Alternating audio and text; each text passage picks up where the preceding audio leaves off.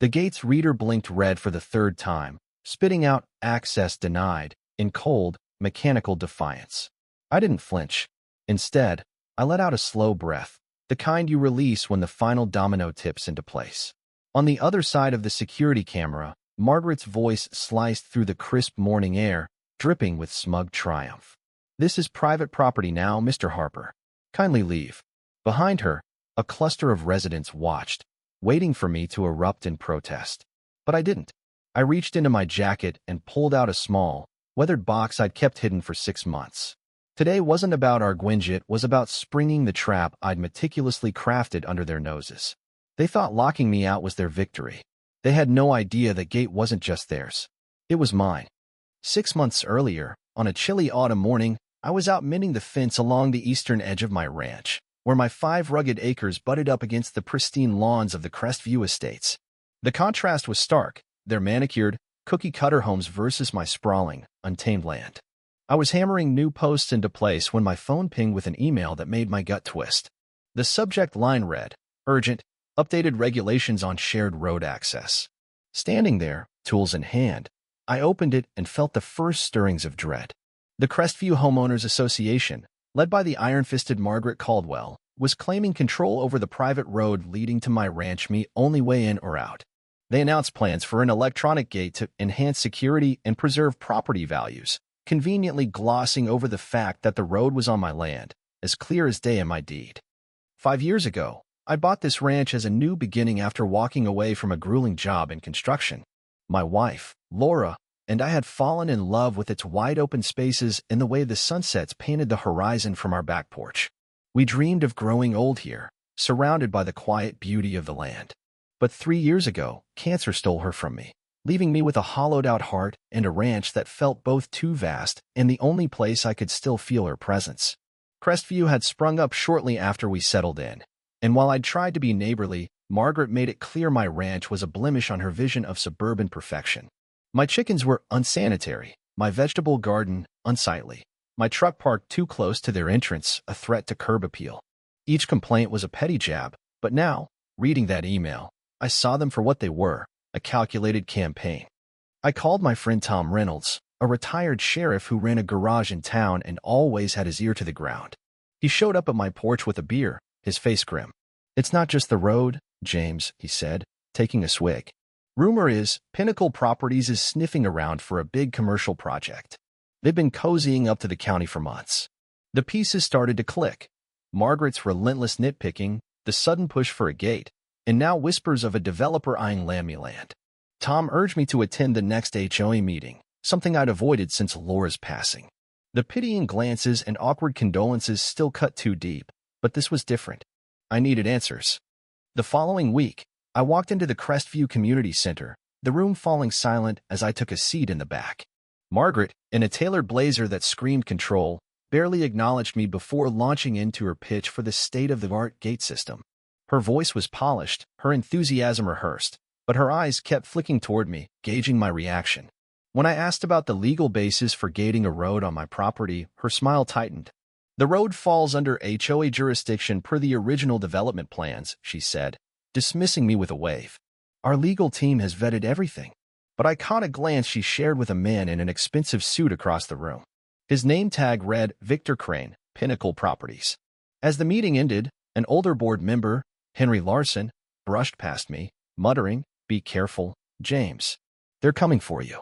That night, I spread my property documents across the dining table Laura and I had picked out at a flea market. Under the glow of the kitchen light she'd chosen, I pored over deeds and surveys, my coffee growing cold. After hours of scrutiny, I found it. The access road wasn't just mine, it was tied to a historic easement from when the county first carved out these roads. The legal jargon was old but ironclad. No one could restrict my access without my consent. I laughed, the sound echoing in the empty house. Margaret had no idea what she was up against. The next morning, I met with Rachel Bennett, a real estate attorney with a cluttered office above the town's coffee shop. "This is gold, James," she said, peering at the easement clause through her glasses. "The road's not just yours, it's a protected right-of-way. They can't touch it without your say-so." She pointed to a boundary map I'd brought. And look here, the road was part of the original ranch, with you retaining control even after Crestview was built. We spent a day in the county records office, digging through dusty files. The findings were explosive.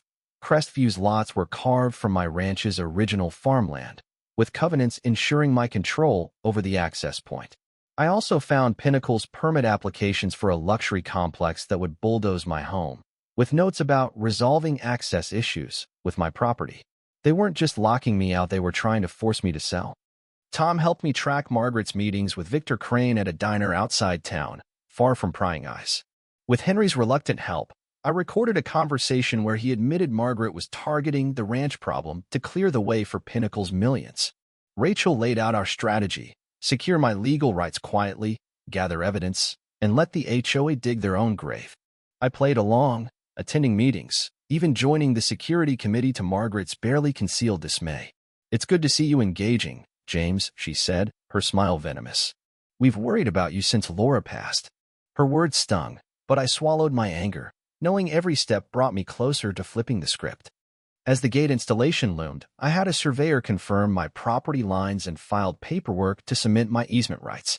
Using Tom's old police gear, I recorded Margaret and Victor in the community garden, plotting to make my life hell until I sold. "Once the gate's up, we'll tighten the screws," Margaret said. "Everyone breaks eventually." When the HOA announced the gate's rules, 2 cards per household, extra fees for more, and strict limits on my tractor, I saw their endgame. The restrictions were tailored to choke my daily life, with a handwritten note from Margaret warning of additional measures for my non-conforming ranch. A text from her the night before the gate's activation was the final straw: "Prepare alternative access, James." 1 card for non-standard properties. New policy. I replied calmly, "I'll be there." "Thanks." She thought she was baiting me. She didn't know she was handing me another nail for her coffin. The gate went live on a Sunday, and Margaret presided over the card distribution like a dictator doling out favors. When my turn came, she slid a single, restricted card across the table, her voice loud enough for all to hear. "Non-residential properties have special rules, James. Your card works 6 a.m. to 10 p.m., and farm equipment needs approval." I nodded, playing the defeated neighbor, but my blood boiled. Testing the card later, I confirmed its limits. When I drove my tractor to the gate, Margaret appeared, gloating. "Farm vehicles need a 3-day permit," she said, smirking. "Road wear, you understand." I started recording, and her mask slipped. "Stop that," she snapped. "Recordings against bylaws." The next week was a gauntlet. My card glitched constantly, forcing me to beg security guards to let me into my own home. Deliveries were blocked, my groceries inspected like I was a smuggler. One evening, I caught Victor and contractors eyeing my land, their site plans showing a road slicing through my house. Henry tipped me off that Margaret was now claiming my ranch caused environmental hazards, a lie to sick county regulators on me. Pinnacle's public permits confirmed it. They needed my land for their complex, and Margaret was their enforcer, likely for a fat payout. Then came the HOA's offer to buy my ranch at 30% below market value, cloaked in threats of increased restrictions and code violations if I refused. Victor's business card was tucked inside, with a note: "For property transition questions." I called Rachel and Tom to my kitchen table, where we laid out our arsenal: recordings, permits, survey maps, and Margaret's damning letter. "This is coercion," Rachel said. "And it's illegal." Tom grinned. "They're so cocky, they didn't even cover their tracks."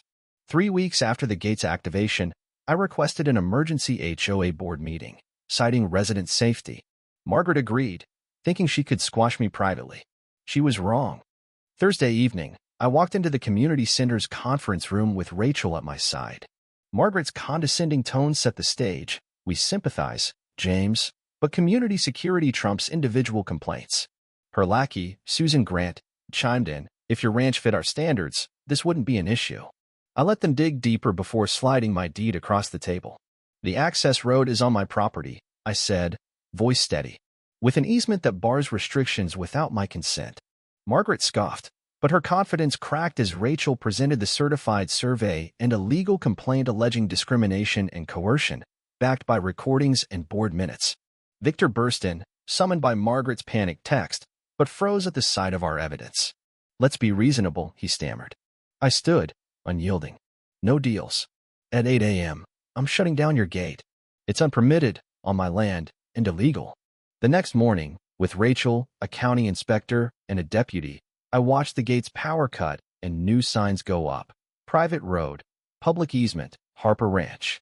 Margaret's SUV screeched up, her face a mask of fury and disbelief. But the real blow came that evening at an emergency community meeting she called to spin the story. I crashed it with a projector on my truck, laying bare Pinnacle's plan to raise my home for a strip mall, Margaret's collusion, and the gate's true purpose. Residents gasped as I played Margaret's recorded words. He'll break eventually. Susan, shaken, admitted to fudging minutes. Henry stood, his voice heavy. This isn't the Crestview we built. The crowd turned on Margaret, voting her out as president, with Henry named interim leader. Victor slunk away, his project dead. In the weeks that followed, Crestview transformed. The gate came down, replaced by an open entrance. Margaret sold her house and vanished, her reputation in tatters. Pinnacle's permits were yanked amid investigations into their shady deals. I opened my ranch for community events, turning my barn into a gathering spot and my garden into a shared harvest. The HOA, under Henry, adopted transparent rules. A trust now manages the road, balancing my rights with resident access, its agreement framed in the community center as a warning against greed. Each morning, driving past where that gate once stood, I feel Laura's pride in this fight, not just for our dream, but for a community reborn. Margaret thought she could lock me out, but her trap set me free, and Crestview stronger than ever. If you've ever faced a bully like her, you know the thrill of turning their game against them. Share this story, it's proof that sometimes the cage they build for you becomes the key to their downfall.